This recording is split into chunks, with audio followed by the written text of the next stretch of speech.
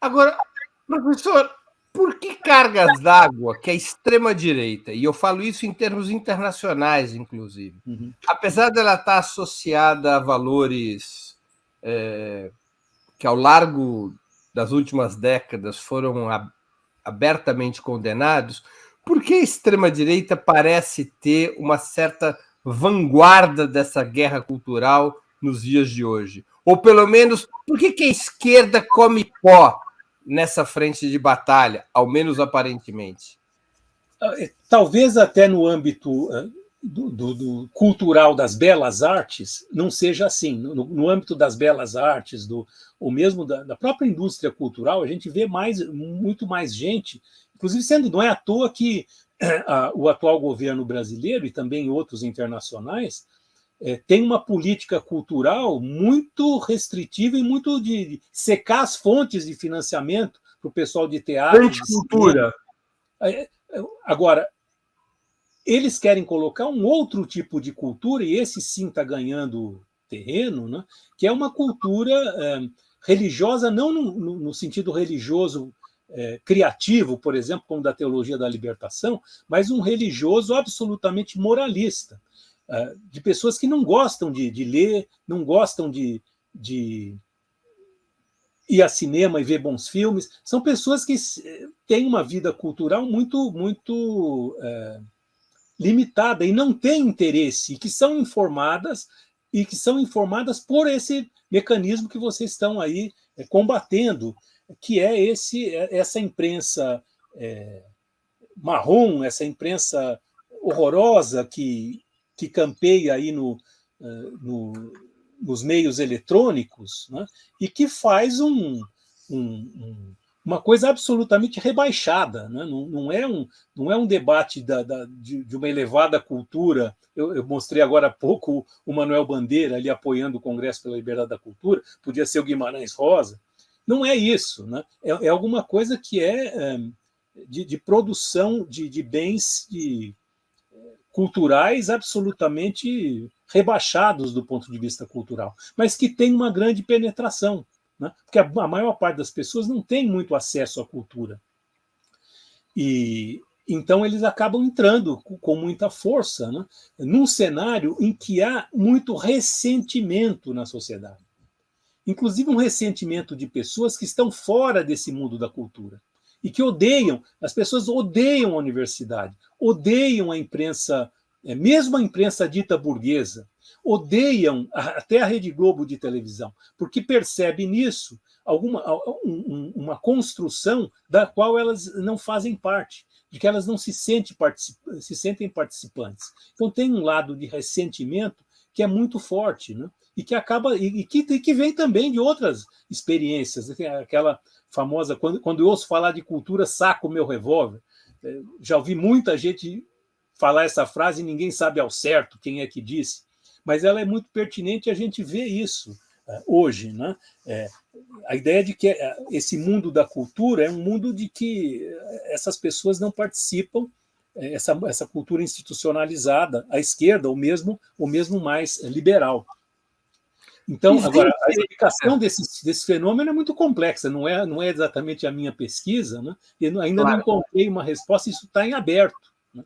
Mas tem também esse lado que a extrema-direita está aproveitando no mundo inteiro, que é um lado antissistêmico. É gozado que a esquerda, que tradicionalmente criticava o sistema capitalista e também a chamada democracia burguesa, hoje defende essas instituições, porque vê se aproximar o que, do nosso ponto de vista, é a barbárie, né? É um mundo sem cultura, é um mundo de destruição, é um mundo em que não prevalece a inteligência.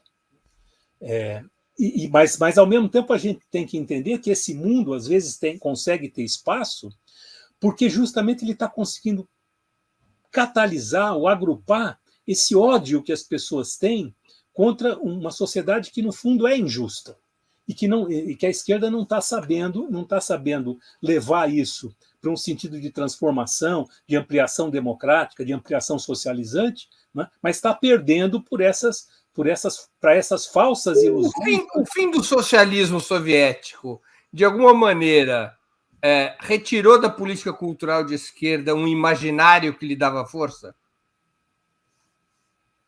Eu acho o Hobsbawm já dizia que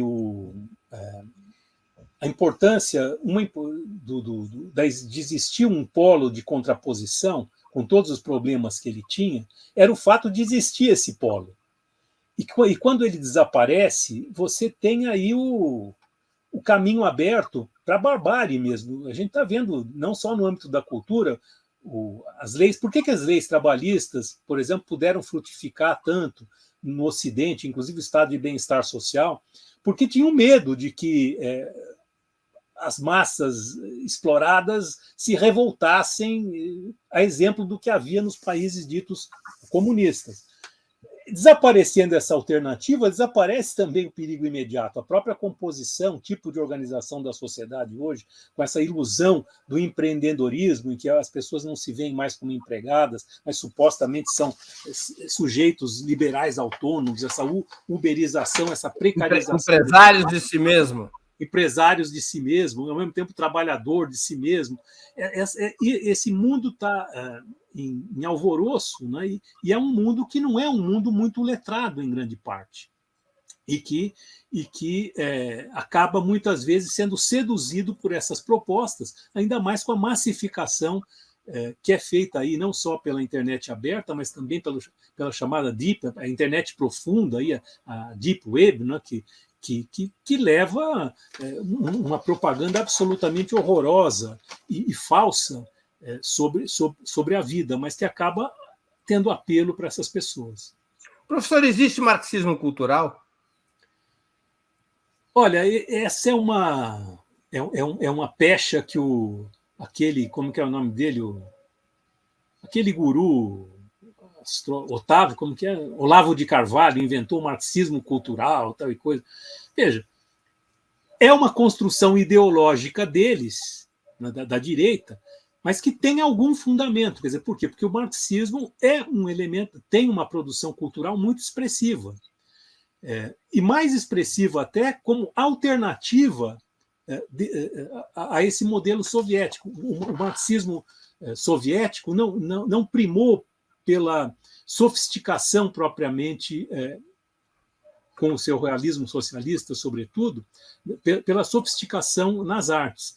Mas existe toda uma formulação que vem, por exemplo, da escola de Frankfurt, ou que a gente vê num autor como Raymond Williams, ou em outros tantos autores, e que tem uma força, uma importância, por exemplo, fundante no Antônio Gramsci, né, que era ligado ao movimento comunista internacional, que mostra como é importante essa ideia, né, de formar as pessoas, de dar esclarecimento para as pessoas que compõem a sociedade, e esse esclarecimento leva a uma transformação.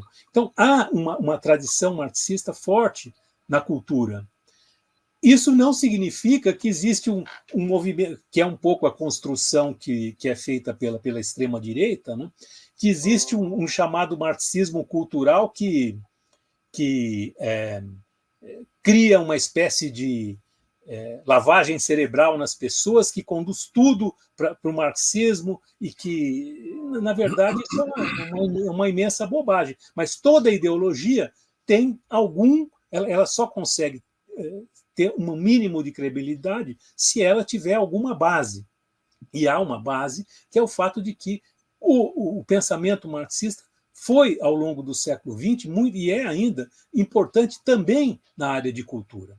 Isso não quer dizer instrumentalizar as pessoas para uma certa política formulada pelos marxistas maus que querem acabar com a ideia de Deus, enfim, essas bobagens que a gente vê aí sob esse rótulo de marxismo cultural.